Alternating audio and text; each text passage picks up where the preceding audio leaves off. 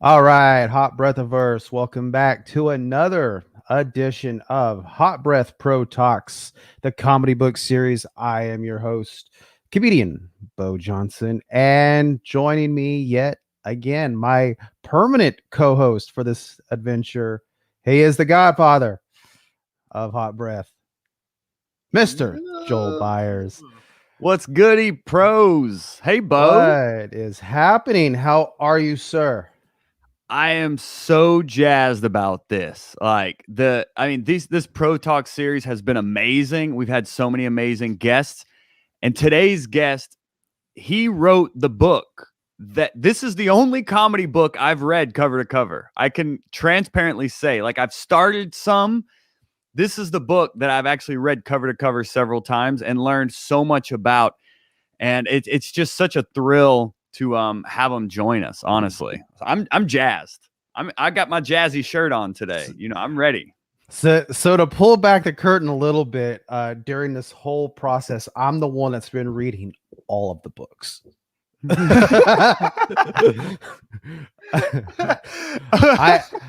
I have had the pleasure of reading some books. I have had the opportunity, because we're comedians, we have to be nice. I've had the opportunity to read some books, and then I've had the pleasure of reading some really good books. And today's book is really the as you said, it's the OG of books, I think, right? Yeah, I think it's a must read for any comics that need to not only learn really the fundamentals. First off, this is the book that teaches you the fundament, and he can tell us about it honestly, but it taught me almost the rules before you can break them in a way. A lot of comics want to jump ahead and be like, oh, let me just do X, Y, and Z. Let me figure it out on stage or whatever that they hear all these veterans say. But it's like, no, you got to learn the fundamentals, and then you can start to adapt and make them your own. But it all starts with the fundamentals that is at the core of every joke. And this book breaks it down in such a clear and transparent way that it makes it applicable to whatever you're writing. And it's still something I'll reference today, 11 years into the game. So yeah, this is, it's a game changer, I would say. You have your right 10 up. Right. Oh, do I have my right 10 logo up? Yeah. Oh, we're a little fancy there. We're a little behind on the day, or ahead of tomorrow. Okay, enough chatting with us. I'm sorry. Ladies and gentlemen, our author for today, the man that wrote Step by Step to Stand-Up Comedy. Joel has the original. I have the updated version. Yep. He has the Old Testament, and I have the New Testament. Which probably is kind of funny, seeing as our I've learned our guest is atheist, so I probably shouldn't have used that kind of term. Yeah, you have the British Constitution, I have the American. I don't know which comparison to make. Get them in here, Bo. Come on, you're bombing. Ladies and gentlemen, without further ado, the legendary Mr. Greg Dean. Hey guys, how are you, sir?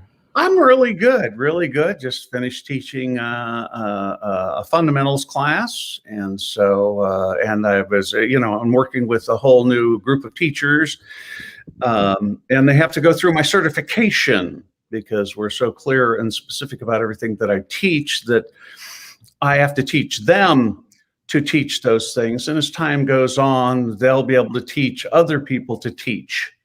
And so it's set up very academically like that, so that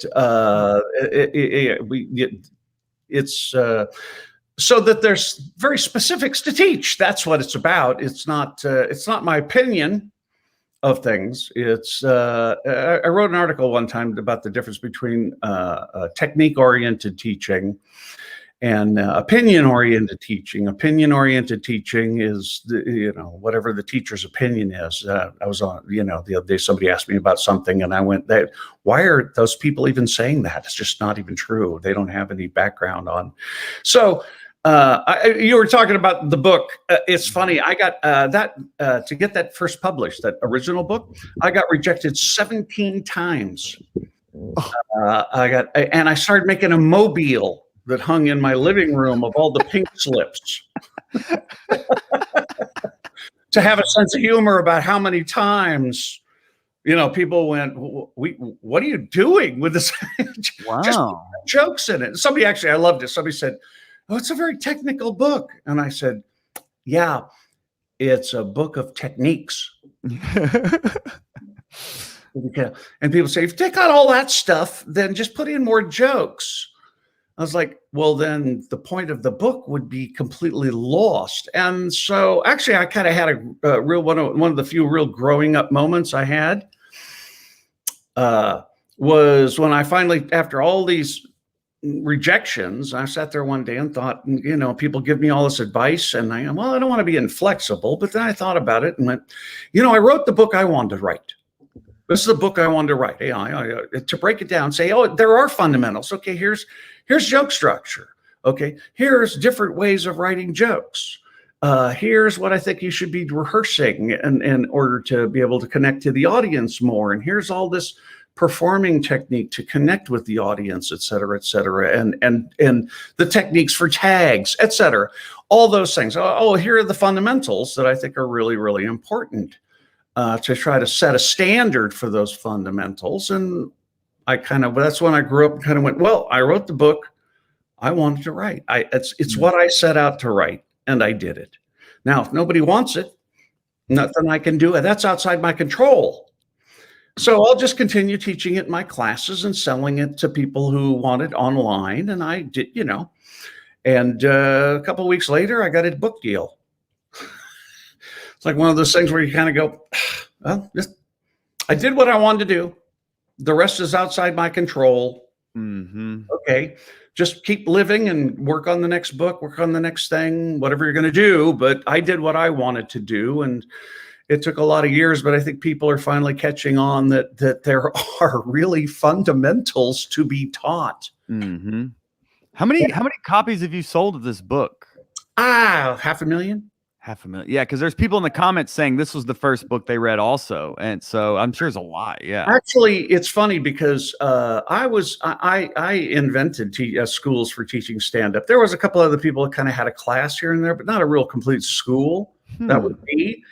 And back in 1982, and I was in it alone for almost a decade before anybody else came in. And they wrote books. They published books before I did. I actually wrote 2 books before this book, and I didn't publish them because I didn't think they were good enough. And I don't have a lot of regrets in my life, but that was one of them. If I'd published both those books, which were different, I'd have 3 books out there now before anybody, or 2 books out there before anybody published anything, hardly anything on it. And but life is what it is, and you just move forward. But when I published this book, it was the book I really wanted to do because, again, I kind of found myself as a teacher too, to kind of go. When I started in 1982, there were no fundamentals. Period. None. Nothing. The best book out there was by this guy named Phil. I can't remember his last name. Was a comedy book on writing comedy for radio. The 30s and 40s, Jack Benny, Bob Hope kind of radio shows. That's all that there was. It was an okay book. There were some other ones out on kind of dissecting humor and stuff, but I don't think they did a very good job of it. And so when I started teaching a lot of things from acting, et cetera. I taught the 2-list system. If you guys know about that, the 2-list system for writing jokes. There's a teacher here in town that teaches that. I taught it to him 40 years ago. The problem with that is that it's a really good system if you have a model of a joke in your head. You like unconsciously understand what a joke is.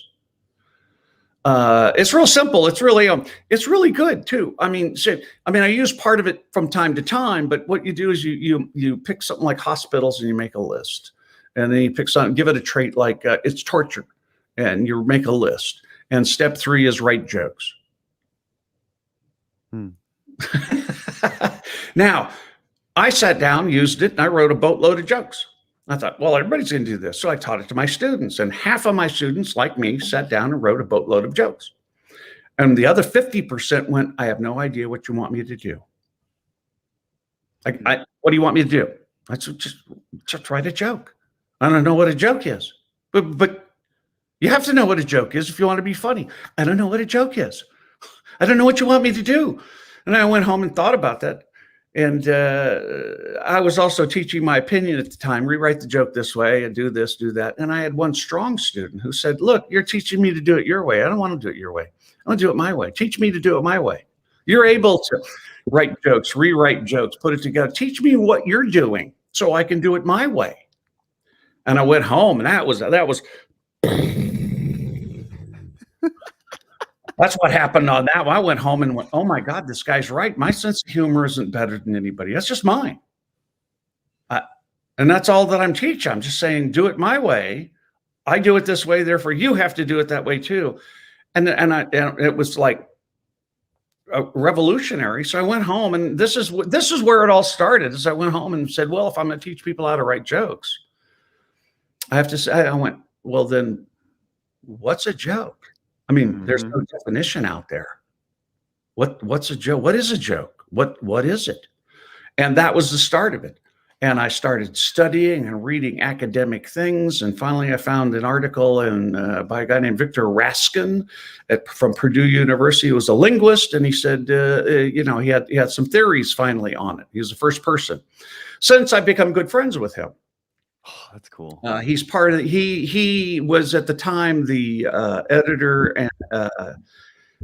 of the World Humor Journal. There is a humor journal, and they are required. It has to be very academic and scientific based because they want to be taken seriously.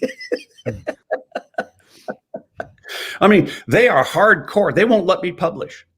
They love my stuff, but they won't let me publish because I don't have a degree. I'm not an academic. I just spent 40 years in a living lab. And about half of them kind of go, we need to study this guy. This guy's really got a lot of cool stuff. And then the other half go, he's not an academic. We can't listen to him at all. So it's like 5,000 PhDs all over the world who do nothing but study humor along with their staff and me. Well, I'm not and I've been to like 4 or 5 of them. And when I go there, I freak them out because the first one I went to, they all showed up because they were going to destroy me. Now they're my friends. They come and say, I came there to destroy you that day.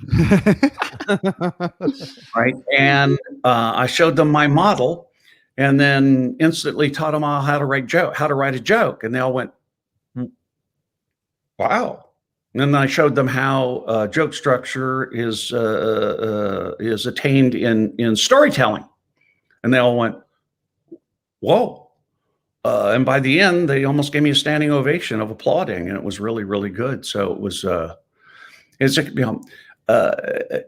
now they're my friends. I mean, but they come and say, I came to destroy you now. So they called me up and asked me to write books with them. I go to their universities and teach joke writing. I was just at Swarthmore College outside Philadelphia, a nice art school out there. And, anyway, so that's kind of where it comes down to is that when I introduced my models to them, they said, they were actually very nice. They said, look, you have add nothing to humor theory. Your model is correct, but we already knew that. You have different language and you have a very different approach, but you're saying exactly the same thing we're saying.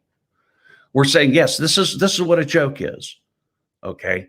It has a structure and it's very consistent, et cetera, et cetera. So, but you now take your model and teach people to write jokes in a matter of minutes. And we can't do that. Because theirs is academics for academic sake. They're writing stuff. And they actually like to use non-traditional language because then they feel like they've invented something. Yeah. Something we do to exercise writing a lot of jokes quickly is this thing called the Write 10 Club, where every day we get a new word and then get 10 minutes to write a new joke using that word. So with your techniques, how would you approach, if you got a new word, how would you then approach formulating it into a quick joke in 10 minutes? First of all, I'd write all my assumptions out about it. And it's nicer if you have more than just a single word, but if it implies a different world, then you write down all your assumptions about it. You see, because once you know what people are assuming, that opens the door to what I call the reinterpretation of the idea for the punchline. So as soon as you know what people are assuming about something, you can then do what I call the comic jump. You can go from what they're assuming to another idea, an unexpected alternative to write a joke.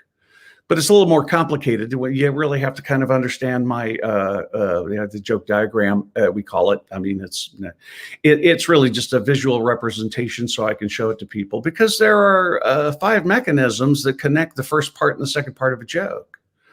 That's the first thing you need to know, is all jokes have 2 parts. I'm giving your audience something for free here that I don't think anybody else talks about. All jokes have 2 parts. They have to have 2 parts, because every joke is a comparison. So you have to have 2 parts. Now, I see on the internet and I see on YouTube people say, "Oh yeah, here's joke structure, set up and punch." That is not joke structure. That is simply the way we express a one-liner. That's it. That's all it is. It shows you the 2 parts, but set up and punch is only to call that a fundamental in some ways. It would be like going to a music school and saying, "I want to learn the fundamentals of music." And they say, "Okay, song." Wait, that's the way I express music. Right. Song, orchestra, opera. Wait, teach me the fundamentals. Oh, those are what I call the fundamentals. No, those are just the way we express music, right? Well, Set and punch is just one of the way we express humor as a one-liner. We also do it through cartoons. We do it through graphic novels. We do it in novels, writing. They do it in sketches and sitcoms and movies and on and on and on. So when I say joke, me personally, and this is just within my world of what I'm doing, whenever I say joke, I mean a single unit of humor. It can be a one-liner. It can be in a sitcom. When you actually identify how that joke is actually structured, from one character to another character, or from the situation you're seeing to what somebody has a comment on it, or because it can get very complex. But that structure that I teach is really structure, because they are the mechanisms that connect the first part and the second part. That's my definition of joke structure. And I'm not here to teach it today. I'm here to talk about it. But that's when you know you have a fundamental. And I was taught to think this way. I didn't figure all this out on my own. I don't know if you guys know anything about NLP, neuro-linguistic programming. NLP, which is what Tony Robbins teaches. I was his personal assistant and worked with him for about 6 months. And then I still got a satin jacket that has, because I did a 30-foot fire walk with him. Wow. and worked with him for a long time. And then I started, going, oh, well, where did he get his stuff? And then I found the guy who co-founded John Grinder. John Grinder and Richard Bandler co-founded Neuro-Linguistic Program, which really in a lot of ways is like a collection of stuff from psychology. And then they started seeing deeper into certain things and seeing things that other people weren't seeing. And so a lot of communication skills is really what it was, and helping people with therapy. It branched out in so many directions. One of those areas was modeling. Not runway kind of modeling, right? Modeling means, how do you go into an area that is like I did with a virgin area like comedy, that didn't have fundamentals. And it just so happened that in this time in history, I studied with this guy who was doing that and taught me how to do it. So I was doing it anyway, but I wasn't doing a very good job. And then he taught me how to do that, how to go in and and decide what is a fundamental and pull it out, and then be able to teach it. So first it's learning how to find them, and then learning how to define them. That, I've been doing that for 40 years now, and I'm still finding them. It's unbelievable how much is in, how difficult it is to identify all the things that are going on in there to tell. And so then I developed a model, and the model I end up using now, and this is the model I use just for understanding, is my job. You want to know my job, not what I do for money. I teach for money. What I do at home, and the fun part for me, is identifying a technique that either a comedy writer, joke writer, comedian, funny person, even a funny person in real life, doesn't have to be a professional comedian, because people use identifying that technique. What technique do you? For instance, I was watching Bill Burr the other day, and he said, well, you don't raise your kid. The best way to raise your kids is play catch with them, play baseball catch with them. Right? Have you ever seen the bit where he's playing with his son and he's throwing the ball back and forth, and he does what I call it's part of storytelling called a one-sided conversation. Okay. So he's talking to his son, but he never plays his son. We know what his son is saying by how he responds to his son, or responds to the questions, because he listens to his son. Yeah. And then he reacts to those things. It's a one-sided conversation. Okay. So identified one-sided conversation. And before that, it was used go back and look at the old Bob Newhart bits that he used to. A lot of them were one-sided conversations. It's not new. It's been used before. So there we go. One-sided conversation, identified. If it doesn't have a name, I give it a name. A lot of times they have names, and one-sided conversation. Okay, great. We got that. So then I turned it into an exercise. Okay. So one person, the person, picks another character, and then they play both sides of it, or whatever it is I have them do that exercise. And then if they do that exercise and do that exercise and do that exercise a bunch, they set up their mind now to understand listen for the cues that come in from this fictitious person over there that's talking to them, right? And now they develop, if they do the exercise and get up and write a bunch, now they have that technique as a skill, which means they can do it, not just know about it. It's like the difference between, it's the difference between knowing what writing a unicycle is and being able to ride a unicycle. Yeah, that's a question like Mike Marr just chimed in with. I don't know if you saw that one, Bo, he said, can you take one joke and use all of the techniques that can be applied and make multiple jokes from each technique? No, I wouldn't do, you're doing he's asking using what in linguistics is called a universal, all. Now, different kinds of techniques lend themselves to different kinds of jokes, and they have different cueing systems as well. That you kind of, in other words, the way we go about building and expressing a joke within a story can be quite different than the way that we go about expressing a one-liner or expressing that joke, remember, single unit of humor, in a cartoon. So they don't always cross over. And many times they do cross over. So it matters where you're going. You start with a single joke. First thing I would say to do with that is stop thinking of it as a line of dialogue and start thinking of it as a world. There is a world inside that joke of implications. Okay. There's all kinds of things possibly going on inside of that joke, other than just the words of it.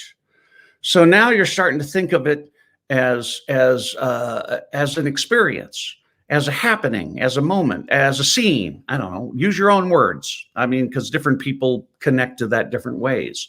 That's why I use multiple words, because different people will go, I'll say, think of it as an experience. Huh? Think of it as a scene. Oh, okay.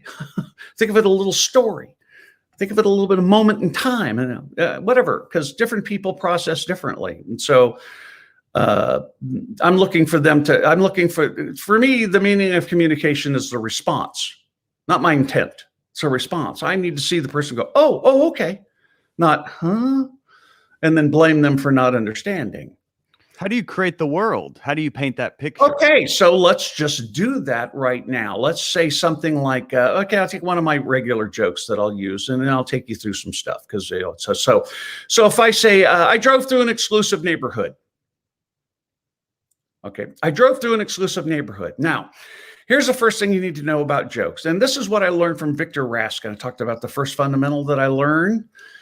He linguistically, he did it all linguistically. And so I kind of furthered his material, but the phenomenon is correct. You create in your mind a story. Right now, you just did, didn't you? I said, I drove through an exclusive neighborhood. Now, for that little weird piece of information to make sense of you, to you, right? You have to fill in a lot of information. You've just put a whole story in your head, whole scene, okay? So let's take that apart because you've already created. See, that's where you have to understand. A mechanism changes information. That's a mechanism. It's called first story. That the setup, I've said to you, that's a setup, but the first story in your head. So I drove through an exclusive neighborhood. That's a setup. Just leave it at that. Okay. Right. So inside that story, tell me what's going on inside that story in your head. What's happening in there, Bo? What do you see? And everything you say is correct. Don't try to be funny. Don't try to joke the joke, but if I said one person said to a normal person said to another person, I drove to an exclusive neighborhood. That you're just going to the rich side of town. Another part of town. What else? Right. What else do you see in there? Gated community. Gated community. Probably who lives in that gated community? The wealthy. Wealthy people live in that gated Brick community. houses, maybe security.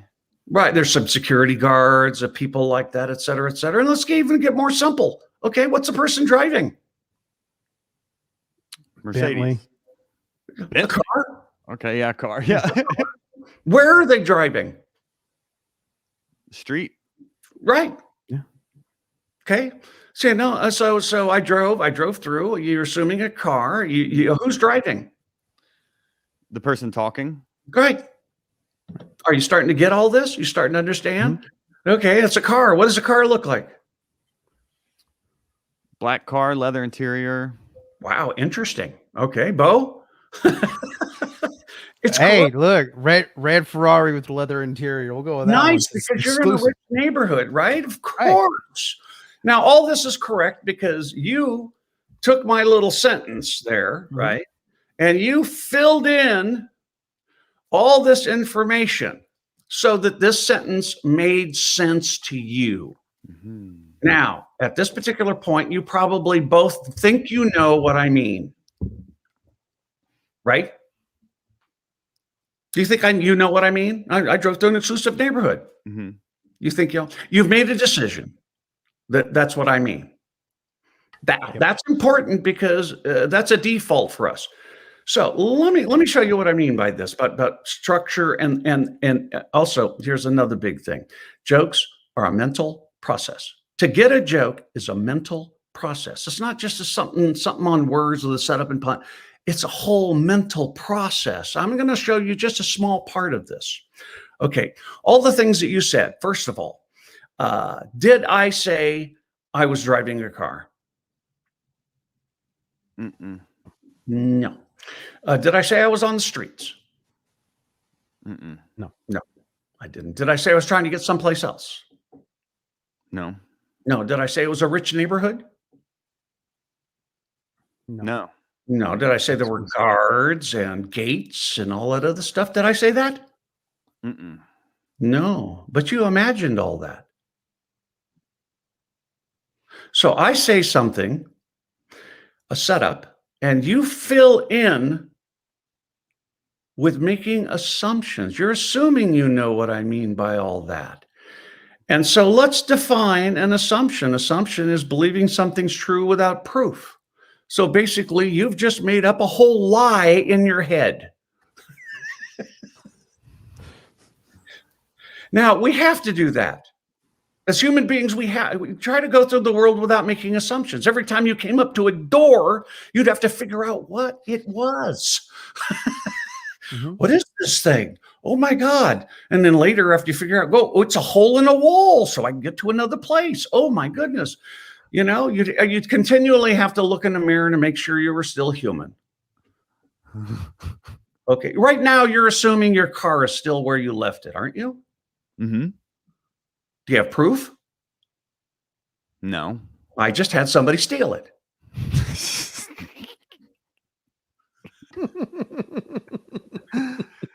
So, So now it's like now they have made a whole bunch of assumptions, Right. and the whole assumption's filled with this whole story Mm-hmm. that they now think is true because you think you know what I meant. Once we have now, as comedy writers and comedians, gotten to people at that point, once we know we have made them, get them to make a whole bunch of assumptions, once we know what those assumptions are, we can surprise them. We can trick them. We can mess with them. This is the first most important mechanism you have to, or process you have to understand that the mind does. It messes with it. It does something automatically so that they can figure out what you mean. And in comedy, they're wrong. They're in life, most of the time we're right. Okay, So that's look at the the door and world go, we it's like create. another door. Oh, well, the handle's in the middle instead of on the side. But if I turn that same kind of handle, it still opens the door, kind of weird and awkward. But it still does it. Okay. Okay. Now, do you follow? On and on and on all day long. You do. You don't test every step to make sure it holds your weight, even though you have no proof that it will, Mm-hmm. and that a million times before you stepped in that same spot. Okay.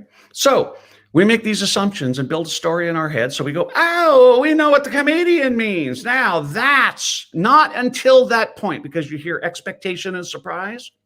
Not until that point do you then have expectation, because once you go, I know what the comedian means, you expect that comedian to continue to talk along that line of thought. So expectation, and this is where my work came in, requires a whole lot of processing of information, creating assumptions, creating a story together until it makes sense. Once it makes sense, you go, oh, I know what that comedian means. And now I expect you to continue along that line of thought. All that happens after a setup or the first part of a joke. We'll simplify it to setup and punch just for ease of language right now, okay? So, great, you've done it. You've gone through all that. Now you have expectation. I like these people go, expectation. Hey, you haven't understood all that's going on that leads to expectation. There's an enormous amount of processing going on in the human mind that gets to expectation. The building and gathering of assumptions until that sentence makes sense to you in its complete form. Kind of interesting, isn't it? When you start looking at how the mind processes, you're not realizing you're going through this in a flash. Boom, boom, it's all there. Boom, yeah, expectation. Nanoseconds. The human mind is amazing how much processing it does in nanoseconds, not even a full second. Boom, it's there. Okay, great. But you as comedians should know that. You as comedy writers should know that. All these people out there that want to be funny should know that. You should know that you give the audience a piece of information, they go and build this false story. Now, let me show you how to write jokes.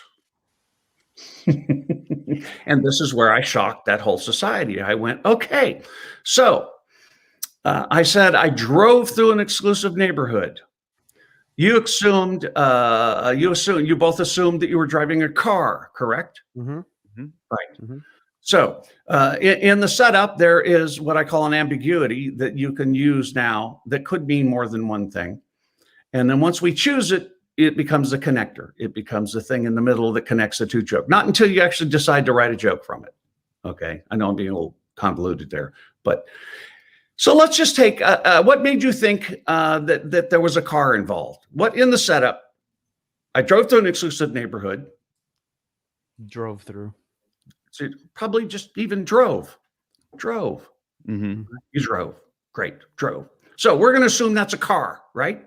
Right. What you drove? You drove a car. Okay. Now, the audience is now assuming that same thing, just like you did. Now, what else can you drive through a neighborhood? Golf ball. Aha! Good for you. Nicely done. Nice, Joel. Nice. You followed. Yes, a golf ball. Oh, it's an unexpected meaning of what you drove. You know, everybody's expecting a car. Now you jump to something unexpected. Now we can trick the audience because we know they're expecting a car because they heard drove. And they said, of course they drove a car through an exclusive neighborhood. Right. Now we can write a joke. You know, I drove through an exclusive neighborhood, used a 9-iron. Audience will go, whoa, wait. Now we start a whole nother section of processing. And I'm not going to go through all that. It's called incongruity resolution. All of a sudden you realize, oh, wait, that doesn't fit. Where did I make my mistake? Oh, I finally get back and go, oh, drove. What he drove? I thought it was a car. No, it's a golf ball. Mm-hmm. Shatter their assumption. Now, if they find humor in it, they laugh. Now, that's a philosophical point that's being debated all over the world currently about at what point do you actually recognize what you think is humor and what constitutes humor. I don't think they'll ever find it because it's individual. You know, it's like saying what's good music or what's good food. You know, it's personal taste. I never deal with what's funny. I deal with the structure. What's funny is between the comedians. I always say, a little sidetrack here. There's only 2 places to go to find out if something's funny. And I really mean this. Only 2. 1, yourself. If you think it's funny, you do it. I don't care what anybody says. Oh, it's too gross. It's going to offend people.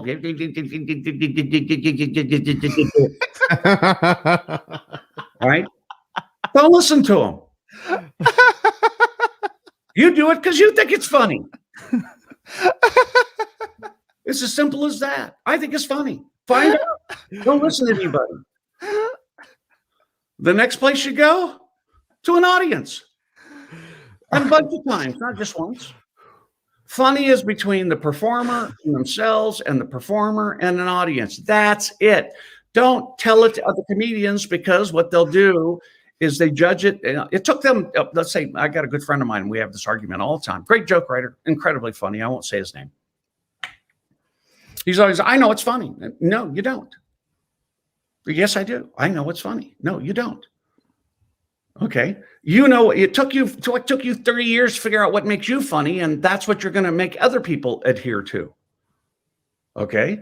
So he would have never become Andy Kaufman. Right? Mm-hmm. He would have never been Sam Kinison, who screamed at people all the time. I knew Sam. I was around the clubs with him. We were at the Westwood Comedy Store together for years. Mm. You know, people always going, shouldn't yell at the audience. Really? He didn't listen to him. Finally, he found his Anthony Jeselnik's one of my students. When he came to me, he was real dark. And I went, he says, okay, yeah, be dark. That's what you think is funny. Do that.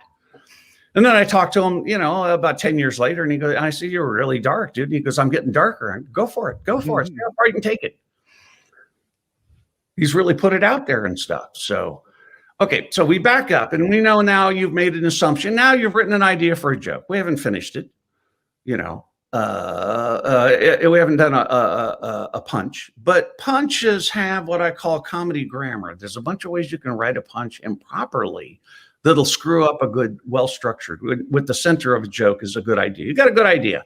They think it's a car that you drove through an exclusive neighborhood, and we're going to say it's a golf ball. Great idea for a joke. I see that fundamental, and inside my world, and I go, oh, that's a you know, got something expected, something very unexpected.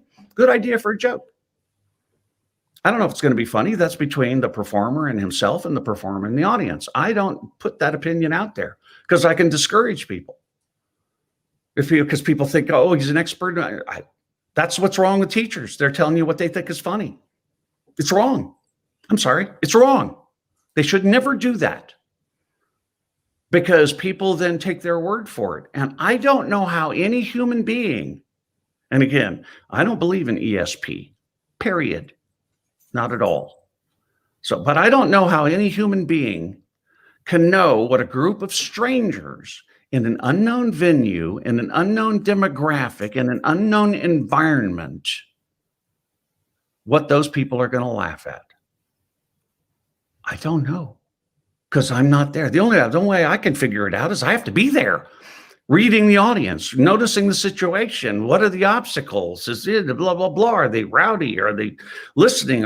It's all kinds of things you got to figure out in order to figure out how to make a particular audience laugh.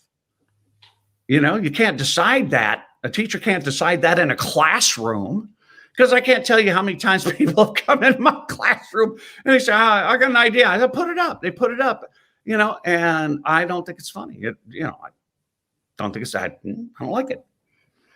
But they'll never know that. And I help them as thoroughly and as completely to help them articulate that. Help them find the jokes, structure the jokes, find the tags, put it this way, turn it into a story, whatever they want to turn it into.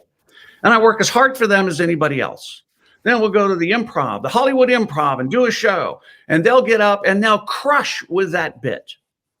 And I still sit in the back of the club going, no, I don't think that's funny.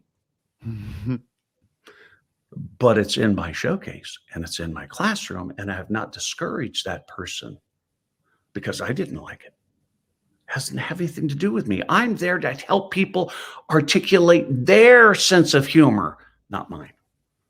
You see, teachers that teach their opinion do two things. One, most of them, because this is the way I do it, you should do it that way too. One is they're passing on their own limitations. I mean, they're passing on their own sense of humor. They're cloning themselves. Two is they're passing on their own limitations. That's huge. They're unlimited. In other words, if that person's a one-liner comic, then they teach people to one-liner comics. If they're a storyteller, they teach people to be a storyteller comic. If they do a bunch of puns, they teach people to do a bunch of puns. Because that's all they know. They're teaching what they know, not understanding the fundamentals.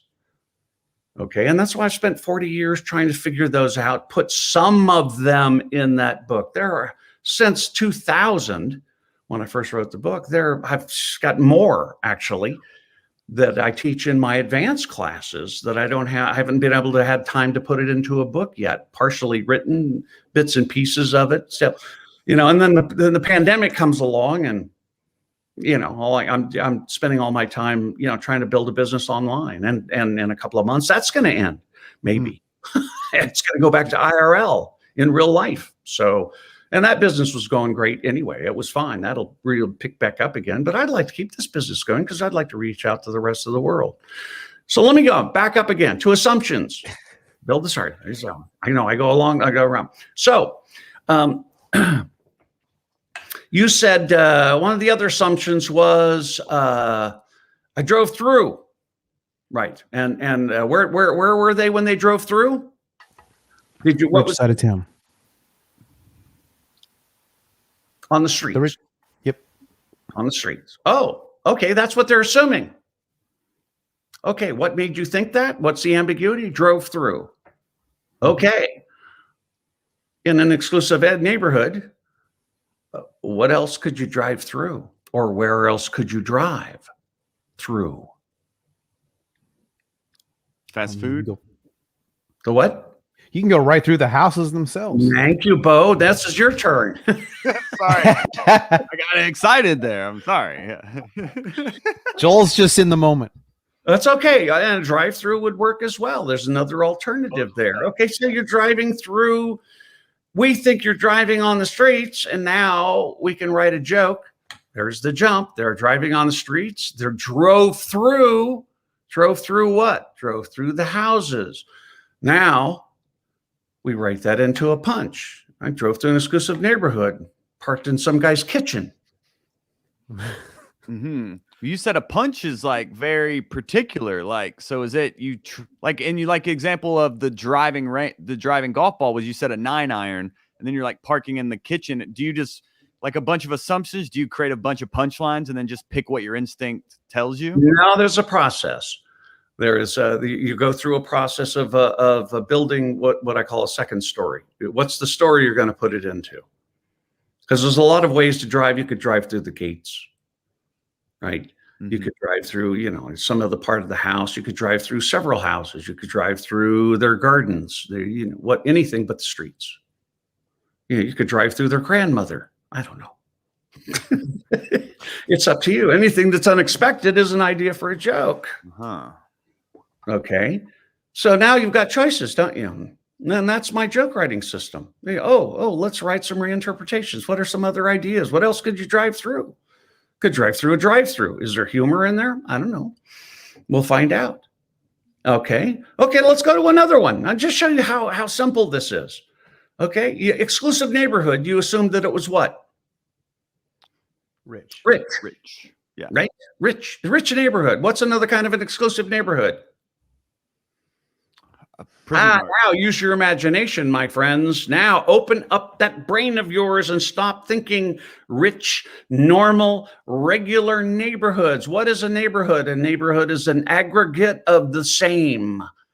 A bunch of things or people or whatever who aggregate into like a neighborhood or a clan or a group or a... So what is an alternative other than rich people? Marty said leper colony. That's cool. You know, I waved at them and they waved back and lost their hand. I don't know. So you follow? I drove to an exclusive neighborhood. And just say leper colony. No one's going to be expecting that. Yeah. Mm-hmm. Cost me an arm and a leg. Tagging. Oh, well, that's a whole nother series of techniques. Exactly. So, another exclusive neighborhood. Somebody said prison. Prison. Yeah, Michelle. Oh, people are listening. Prison. Everybody out there, write them in. Mm-hmm. Give me some alternative. Give me some alternative neighborhoods. Come on, use your imagination. Yeah, We have a trailer park. Trailer park, great. Campground. Campground. You think everybody's alive? Come on, everybody, use your imagination. The Silent City. Costco. Yeah, there's I've been into Costco and there were certain gangs in different parts. A nudist colony. Oh, very good. You know, they're all just hanging around. Assisted living community, funeral home, graveyard. World. There you go. Wow. Come on, you're still thinking they're alive. Oh, yeah, you said so. Yeah, cemetery. Silent City. You're thinking they're people. A cult. That's still people if you want to call them that. Yeah, I mean, hey. There's an aggregate. It's not people. Right. Oh. A dog pound. The zoo. A dog pound. Nice. What else? Sandy says the zoo or a wildlife preserve. Get to one. Zoo is a gated community. Zoo is and it's a gated community. Yeah. Right on. Okay, and now you got two connectors in there. You got a tag right away. So zoo, and then you say, well, it is a gated community. Boom. Drove through a zoo. Oh, what about an ant farm? A marionette factory. Marionette factory. See, it's a lot of strings attached, you know. Yes. Now you're tagging. Oh my goodness sakes. Because you're starting to see the connector. Strings. Okay, boom, you got it. All right, now you understand joke structure. You can write jokes at will. That's what the International Society of Humor Studies all went, wow. Well, wow. This guy, wow, we need to, wow. Then they all wanted to talk to me. Before that, now I'm friends with them. I'm really good friends with a lot of them and stuff. But it started out that I'm kind of arrogant about it too. So I'm coming and going, hey, I think I know something here. So, but you see, now you understand. See, there's three things that happen. I want you to understand joke structure. My joke structure, setup and punch again. It's not joke. Expectation, surprise, not joke structure. None of that stuff is joke structure. Joke structure are the mechanisms that connect the first part to the second part. Okay, I want you to understand that three things happen. One, you can identify where a joke is. That's big. That's huge. Where's the joke? Okay. For instance, I do a lot of privates all over the world, people all over the world. They come to me with a notebook full of ideas. And then I'll say, oh, what's the first one you want to work on? They'll open up, and they'll be having an entire paragraph, whole page written out. And I'll go, okay, there's one joke there. It's only one place where there's a joke. And they're writing and writing and writing and writing because they're trying to find where the humor is, because they don't understand joke structure. They don't understand where the joke is. So once you understand that, you can go, oh, there's the joke. Identify it quickly, then start to write it with comedy grammar and get it nice and short. And then again, I don't care if it's in a sitcom, a sketch, in storytelling for stand-up comedians, a one-liner, a mime. It doesn't matter. You still do the same thing. Okay. The structure in these, it transcends genre. It transcends language. Joke structure transcends cultures. That's why my book has been translated into 5 different languages. They have to change the language. They have to change the jokes, because those are a lot of times cultural, but they never change the principles, the techniques, the mechanisms, the processes, the structures, the things that I've laid out in there, that for those things to happen. They don't change those, because those are universal. They work just as well in Chinese as they do in English, or in French. Right now we're working at putting it in French. I've got it in we're working on it in Spanish. It's already in Mandarin and Cantonese, Chinese, all over China. It's in Vietnamese. It's in Indonesian, which is the language is Bahasa. Why is it that my book can all of a sudden go to all these different languages and cultures, and they're learning the same? It's a fundamental. Okay. Somebody telling you, oh, you can only do this kind of jokes and so much exaggeration jokes and this kind of jokes. Where do they get that? Okay, I don't know. Or some teachers are teaching things like, you got to say you so everybody relates to you. Really? So what you're going to do is force everybody to change their natural language patterns because you have some ill-gotten idea because you don't have anything else to teach people? Right? You follow it? That's nonsense to me. There's no research. There's no anything behind it. They don't do their homework into the real world. They hear some other teacher say something, and then they say it too. And I go, that's BS. I never change my students' language patterns. It confuses them. They've been telling stories a certain way their whole lives. My job is to get their mind functioning the way it does. You ever been really, really, really, really funny, like at a party around your friends at work? I don't care wherever it is, right? Someplace where you just go off someday and you just like crush it and everybody's laughing. Okay. Maybe that's partly because of pot or alcohol. Okay. I get it.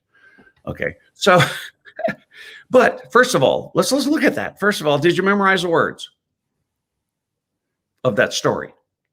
Mm-mm. No, not really. You remembered it like you normally remember. You're telling a normal story. So that tells you something right there. Oh, it's flexible. If you tell it a bunch of times, you keep adding jokes to it. Oh, that's interesting. If you're bombing, you can cut it short and get the hell out of it quick.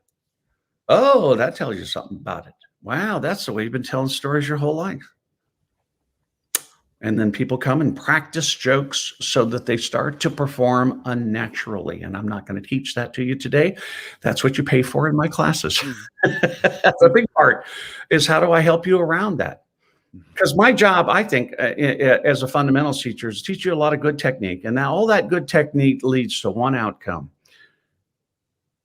being present. If you're present with the audience and you play, you win. But I watch a lot of beginners and they're not present at all. They're all worried about their material, saying their material. They're not present. They're not dealing with the audience because they've done improper rehearsal. In my opinion, rehearsal that is not effective for the outcome, which is to be present. Okay. So I don't know. I mean, you talked about books earlier, read all the books. Good for you. Read all the books. And then a lot of times, what they all have in common is probably a fundamental. That's what I did with acting. I read every book I got, 20 books on acting. Some of them were some people's opinion. Like you said before, you're like, that's useless. That's just a bunch of crap this person's kind of made up because they don't know what else to write about. Or it's what my teacher would call being lost in content.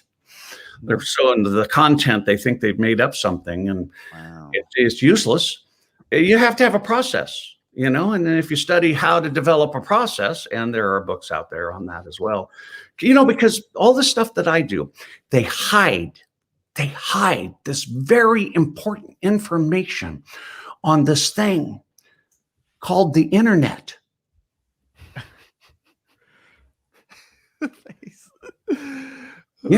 And the problem is that it is hidden with a bunch of bullshit out there as well. These people are out there saying this is joke structure. It's not joke structure. Joke structures are the mechanisms that connect the first part to the second part. That's it. And I have 5 of those. 2 of them, first story and second story, I augmented from my mentor, Victor Raskin. And it's in my book. It's written in my book. I'm not taking things, I give credit when I build on his, because his was linguistic. And I used to be a circus clown. And I went, wait, I used to make people laugh all the time with just my body language and the prop and stuff like that. That doesn't make any sense to me. So I kind of extended it and said, look, it can also be fired off by, physical comedy that you'd see in a silent movie. Mm-hmm. Tell me that Charlie Chaplin, I don't know if you've studied Charlie Chaplin, you should. I think he is arguably the funniest person to ever live on this planet. Watch his stuff. Astounding. It's astoundingly funny. Buster Keaton, but Chaplin had 40 years of productivity. Keaton only had 10. But 10 good years. What's your favorite joke? Ben Webb is asking, what is your favorite joke and why does it work? You know what?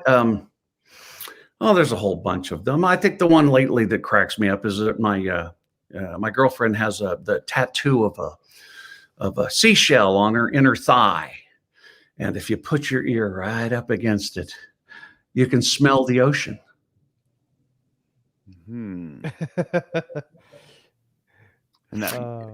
Somebody's going to be offended.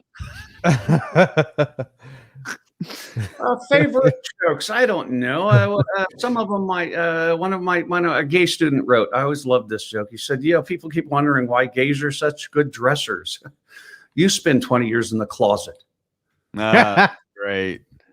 What a great joke. What says a great deal about humanity. I love those kind of jokes. The one I like best lately is Bill Burr. I like Bill Burr so much. He's talking about, he does this whole thing because he stands up to the Me Too movement that goes too far, when it goes too far. And it said, no means no. And he's like, no, it doesn't. Right. And he acts it out and he goes, no, that means no. No, that means no. But a woman who goes, no, don't stop. Oh, you're so bad. No. No. That doesn't mean no. Goose. Watch Bill Burr. He's very, very good at a lot of things he does. I've been studying him lately, and I only met him once. Not even real well. Just kind of, we're all at the Bill Hicks memorial at the Comedy Store and stuff. So that was kind of an interesting occasion. Fun to meet a bunch of comedians, see people, but you haven't seen for years, but still tough situation with Bill. So yeah, your favorite jokes, mine change all the time because my students write jokes. I go, oh my God, that's hilarious. I love that, so wait, let's open it. You want to open it up? Anybody else have any questions? Yeah, Michelle said how. Yeah, please explain how to have a proper rehearsal. Stan-upcomedy.com. Class 101. There you go. I'm sorry. I charge money for that, and I've given away quite a bit today already. With a lot of theory and a lot of processes. So certain things that I kind of draw a line, some things I give away, some things I have to make a living. So that is one of my high level secrets, even though it's in the book. But once I teach it to you, it changes the way you will do stand-up comedy forever. Why do you think Anthony Jeselnik made it? You've taught so many people. What was it about him that doing it? He just kept doing it. Yeah. See, he doesn't care that he fails. Talk to him about it. He goes, yeah, I just kept, he's doing this dark humor, and a lot of people hated it. Told him they're offended, so he just went, I don't care. He just kept doing it and doing it, doing it. And he got better.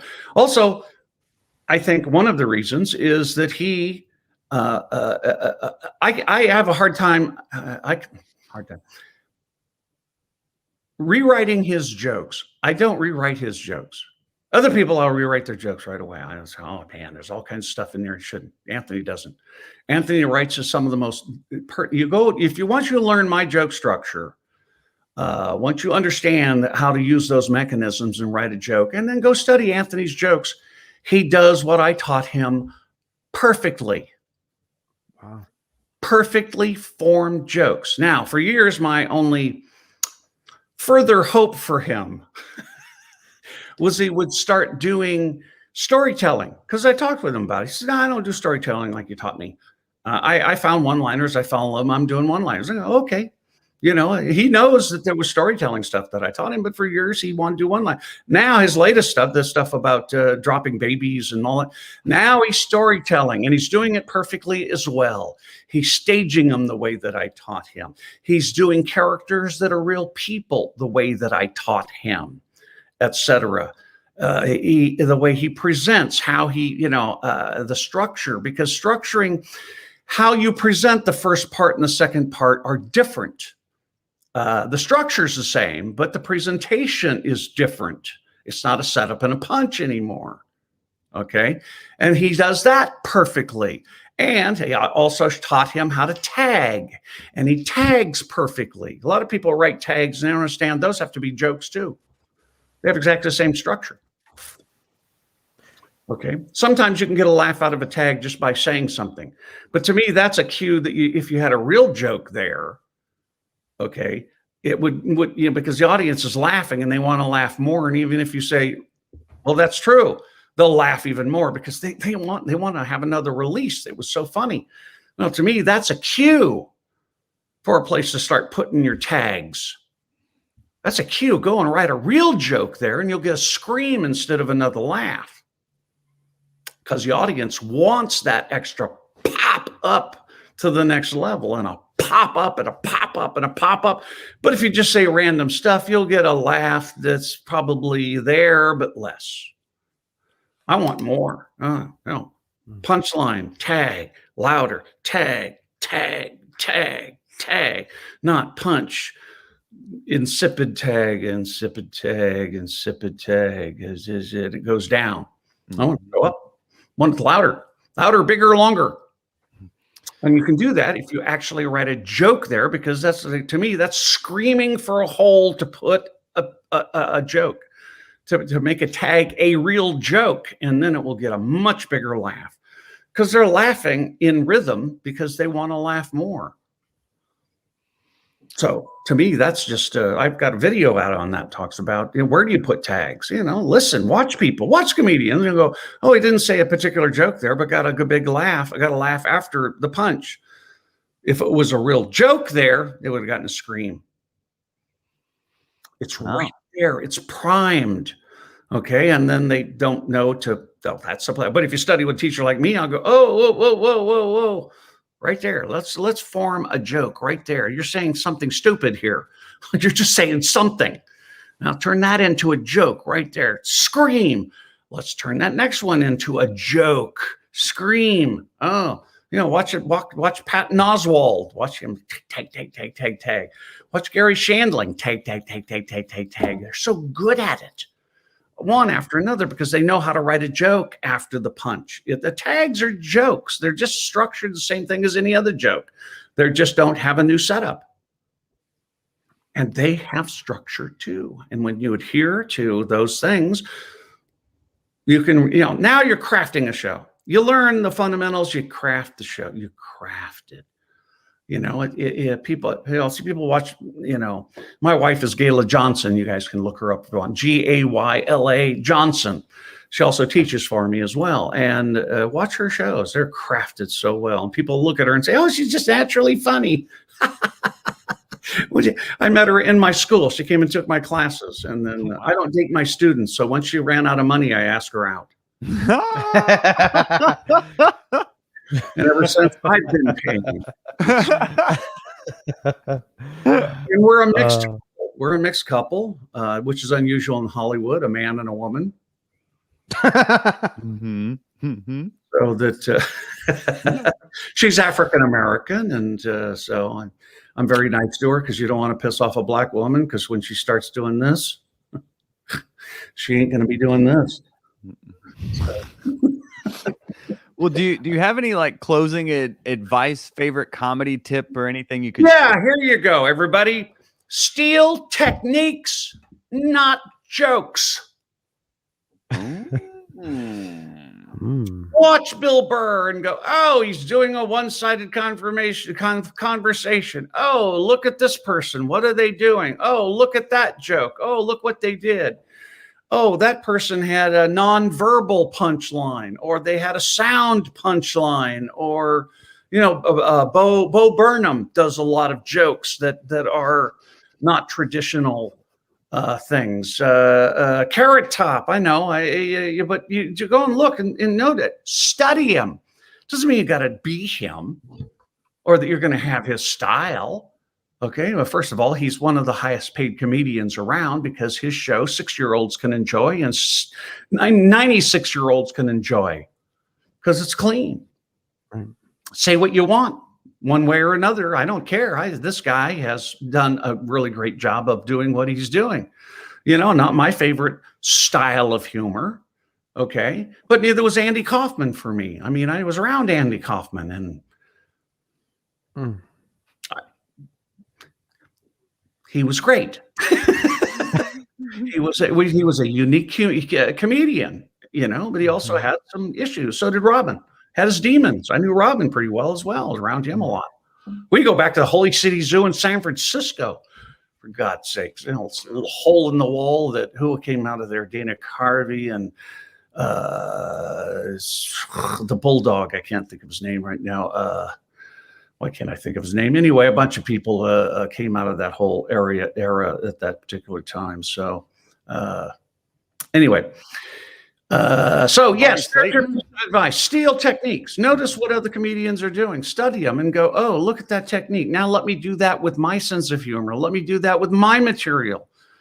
Don't use their words. Don't use their thing. Don't do that. That's terrible. You're ripping people off. Just takes me 30 years to figure out something in comedy, and then people steal it and teach it. Is that fair? It's no fairer than somebody ripping off somebody's joke. It took them 6 or 8 months or a year to perfect, and now somebody else can pick it up and just do it. That's just shitty. What a horrible, and the only revenge I can have is to say that person has to continue being who they are the rest of their lives, which are plagiarists and inadequate and uncreative people. They have to be that the rest of their lives and steal from other people because they can't do it themselves. Oh, yeah, that's my revenge. Oh, okay. You have to be that person forever. I get to be me. I'm making up stuff new all the time. So steal techniques. Watch comedians and go, look at how that comedian did that. Or take my class or read my book or something. And I try not to be too self-serving, yet I don't recommend anybody else's classes because I don't like how they teach. I find that they teach too much of their opinion. A few of them teach some techniques, and most of them are my former students or have actually been trained by me, and I don't know they're using my stuff. Well, how can people get your book, take your classes? How can they take on Amazon? Everything's on Amazon. Just go to Google. Everybody go in and Google Greg Dean Comedy. Amazon pulls up first, so there you go. Perfect. Greg Dean Comedy will come up with like 6 pages of me on Google because I've been around doing this for so long. And let me give you all yet another tip for free. As you start to develop your career, pick a moniker like I did, Greg Dean Comedy. I own GregDeanComedy.com. I own Greg Dean Comedy on Gmail, Yahoo, Hotmail. I own, that's my name on YouTube, on Twitter, on like 15 or 20 different social networking. They're all Greg Dean Comedy, all of them. I did that on purpose. There you go. There's a marketing tip for Boom. everybody. Pick it, and then build your entire branding on that, because it repeats over and over and over. And I put that in every picture I put on out there. It's on the title. It's in the alt. It's on every page. It's in every blog. It's in every video. It's that's everywhere. Anything I touch, I put Greg Dean Comedy, because then it gets pulled in and recognized and indexed by the bots. And then Bing and Yahoo, and especially Google, will bring them all up together. And eventually you get a little thing at the bottom going, are you looking for Greg Dean Comedy? Well, yeah, I am. So that's a great marketing tip. And I've been teaching that for years in my how to get work seminar that we teach 2 or 3 times a year on weekends. It's what we call a standalone class. That's a great class as well, because it gives you the path.